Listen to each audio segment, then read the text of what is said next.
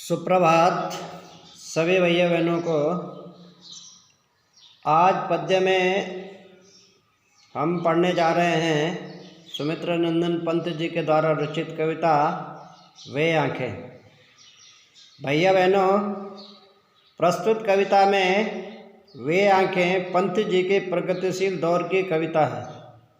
इसमें विकास की विरोधाभासी अवधारणाओं पर करारा प्रहार किया गया है। युग युग से शोषण के शिकार किसान का जीवन कवि को याद करता है।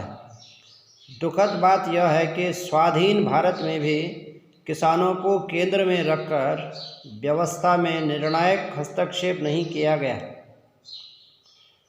कविता ऐसे ही दुष्चक्र में फंसे किसानों के व्यक्तिगत एवं पारिवारिक दुखों के परत को खोलते हुए यह स्पष्ट रूप से विवादित समाज की वर्गीय चेतना का खाका प्रस्तुत करती है।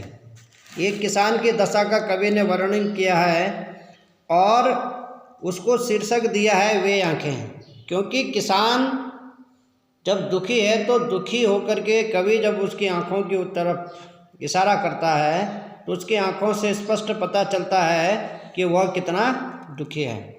तो कवि क्या कहते हैं, देखो भैया बहन, अंधकार की गुहा सरीखी उन आँखों से डरता है मन। ठीक है, बड़ा दूर तक उनमें दारुण नीरव दुख का दैन्य दुख का नीरव रोदन। इसमें कहा गया है कि अंधकार की गुहा सरीखी, अंधकार माने अंधकार की गुहा माने गुफा के, सरीखी माने समान, उन आँखों से, किन माने किसानों की आँखों से बोल क्या है, डर क्या है, मन डरता है। क्योंकि उन आँखों में क्या है, भय का वातावरण है। बड़ा दूर तक उनमें दारुण, जिनमें बोल दूर दूर तक जो है दारुण माने भयानक जो है दुख भरा हुआ है। उन आँखों से बोल स्पष्ट पता चलता है दैन्य दुख का नीरव रोदन। दैन्य माने दीनता रूपी दुख का जो है उनका क्या है, नीरव माने जो बोल रोते हुए भी जो है अपने आँखों से आंसू न बहाते हुए जो है ऐसे मनी मन जो है ऐसा रोदन कर रहे हैं दुखी मन से।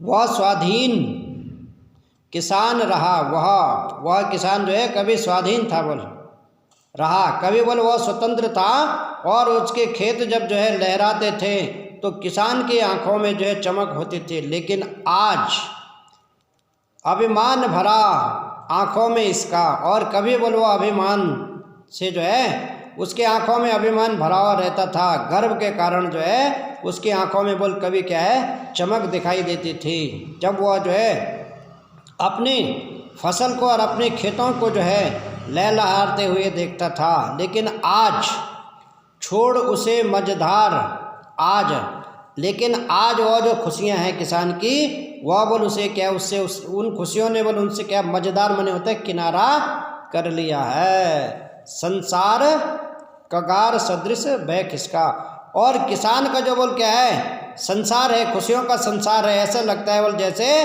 कहीं किनारे के समान जो है वह जो है उससे दूर हो गया है। जैसे कोई नाविक जो है नाव में सवार होकर के जो है और समुद्र के किनारे अगर आ जाता है तो उसी तरह से किसान की जो खुशियां हैं वो भी बोल उससे खिसक करके कहीं क्या है, दूर चली गई है।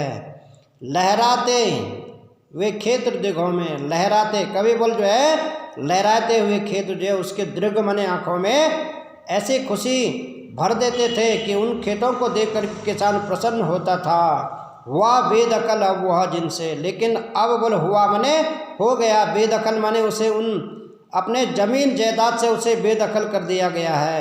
वह अब जिनसे, अब बोल उस किसान को जो है बेदखल कर दिया गया है। ठीक है, किसके कारण, क्योंकि सूदखोर लोगों से किसान ने जब कर्ज लिया था उसे कर्ज को चुकाने के कारण जो है उस सूदखोर लोगों ने बोल उसे क्या है, उनके खेतों को और उसके ज़मीन और जायदाद को क्या है अपना लिया है। किसान को उससे बेदखल कर दिया गया है।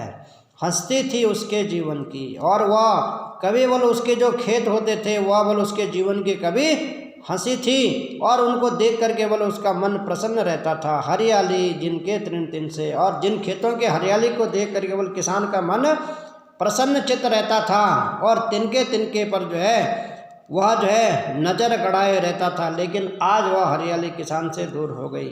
आँखों ही में घूमा करता, और उसकी आँखों के सामने बोल जो है घूमा करता कौन?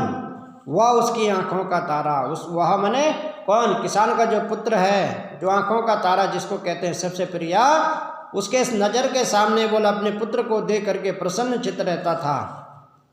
कारकुनों की लाठी से जो गया जवानी में ही मारा। और कारकुन माने सूदखोर लोगों, ठीक है ना, सूदखोर लोगों ने बोल जो है उसके घरों में, किसान के घर में आकर के तोड़ फोड़ करके लाठियाँ डंडों से जो है किसान के पुत्र को पीट पीट कर जो है जवानी में ही मार दिया गया है। गया जवानी में ही मारा। और उसको जो है किसानों की जमीन को हत्या करके जो है उसके पुत्र को भी क्या कर दिया है? मार दिया है। बिका दिया घर द्वार, और किसान का घर भी गिरवी रख करके उसे नीलाम कर दिया गया है। महाजन ने ब्याज की कौड़ी न छोड़ी। और वो महाजन कौन? सूदखोर लोग। उन्होंने अपने ब्याज का 1 रुपये, कौड़ी माने 1 रुपये भी नहीं छोड़ा। रह रहे माने बार बार आँखों में चुभती, वह बार बार जो है उसकी आँखों में जो है जैसे सुई की नोक के समान वह क्या है? चुभ रहा है। कौन सा? दुख, जो उसको कभी सुख देता था, लेकिन आज वह उसके आँखों में दुख के समान चुभ रहा है।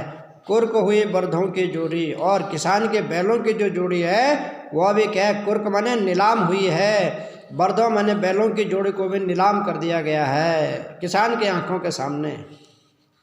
उजरी उसके सिवा किसे कब। उजरी नाम की सफ़ेद रंग की जो गाय है वह उसके सिवा, किसान के सिवा किसको जो है कब पास दुआने आने देते, अपने पास जो है दूध दोहने के लिए आने नहीं देते थे, लेकिन आज मजबूर होकर के वह भी किसान से दूर हो गई। आँखों में नाचा करते। माने अरे आँखों में नाचा करती। नाचने का मतलब होता है आँखों के सामने दिखाई देना, ठीक है। नाचा करती। उजड़ गई जो सुख की खेती, उसके जो है सुख रूपी जो खेती थी वह बोल क्या है? उजड़ गई। और उस खेती से वह क्या हो गया? दूर हो गया। बिना दवा दर्पण के घरनी। बिना माने बिना इलाज के, दवा माने दवाई के, दर्पण के घरनी, बिना इलाज के और बिना दवाई के जो है किसान की घरनी माने घरवाली माने पत्नी भी स्वर्ग चली गई। उन्होंने जो है डांटी डंडों से पीट कर उसको भी घायल कर दिया।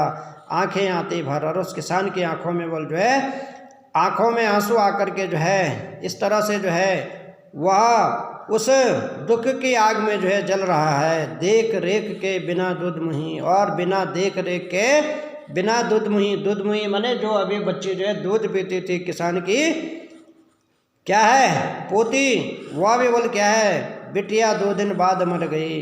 और अभी जो है उसकी जो बेटी थी बोल किसान की, वह भी बोल क्या है? उसके पत्नी के मरने के 2 दिन बाद मर गई। घर में विधवा रही पतोहू। घर में माने अब घर में बोल केवल एक विधवा क्या है?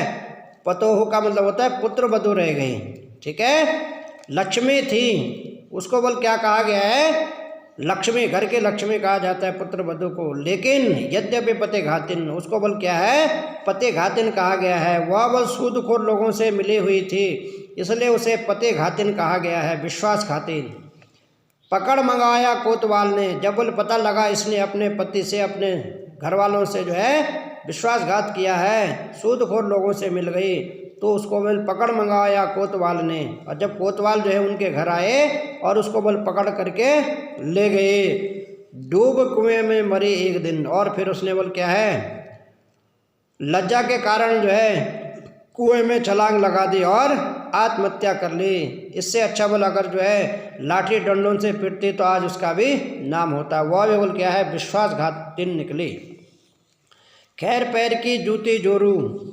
खैर माने सुमित्रा नंदन पंत जी कहते हैं कि ऐसे जो स्त्री है उसको बल जो है पैर की जूते के समान जो है समझा गया। जोरू माने पत्नी, जो बल विश्वासघात करती है, ठीक है।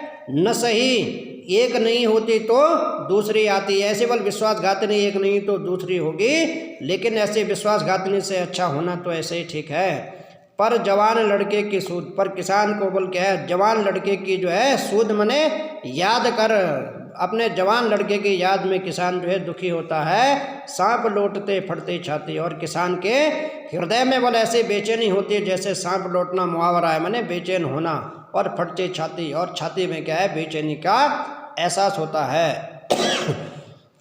पिछले सुख की स्मृति, और भैया बहनों पिछले सुख की स्मृति जब किसान की आंखों में जब थोड़ी देर के लिए आती है तो किसान जो है प्रसन्न चित्त होता है, लेकिन क्षण भर एक चमक है लाती है, क्षण भर के लिए बल वह जो पुरानी यादें वो चमक लाती है, लेकिन तुरंत शून्य में गढ़ व चितवन, तुरंत बल फिर क्या है, किसान को अपने वर्तमान दुख का एहसास होता है और वह बल फिर से जो है उसी चिंता में ग्रसित हो जाता है। तीखी नोक सदृश बह जाती, अर्थात वह बल तीखी माने नुकीली नोक के समान, जैसे कोई नुकीली चीज है और शरीर में चुभती है और दर्द करती है, उसी तरह से जो है किसान को भी वो जो अतीत की जो यादें हैं वो अभी बल उसे क्या है, उस नुकीले चीज के समान जो है दर्द करती है। तो भैया बहनों इस तरह से किसान की पीड़ा को जो है कवि सुमित्रा नंदन पंत ने उजागर किया है, और आज की देश की जो परिस्थितियां उस पर भी करारा प्रहार किया गया है। प्रश्न उत्तर भेजे जाएंगे, उनको प्रश्न उत्तर भी करेंगे।